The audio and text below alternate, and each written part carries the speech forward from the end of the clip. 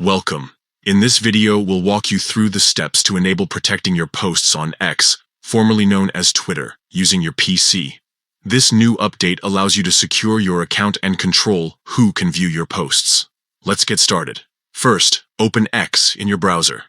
Once you're logged in, look at the left-hand side of the screen. You'll see a menu with various options. Click on the More icon. This will expand additional settings for your account. Next, select Settings and Privacy from the drop-down menu. This section contains all the tools you need to manage your account preferences and privacy settings.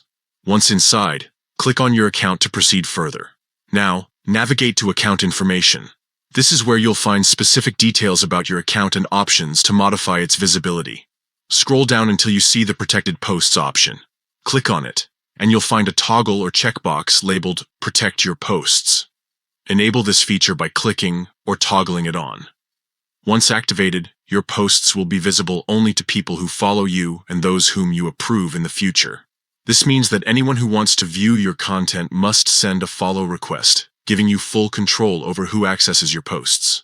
And that's it. You've successfully protected your posts on X using your PC. By following these steps, you can ensure a safer and more private online experience tailored to your needs. Thanks for watching.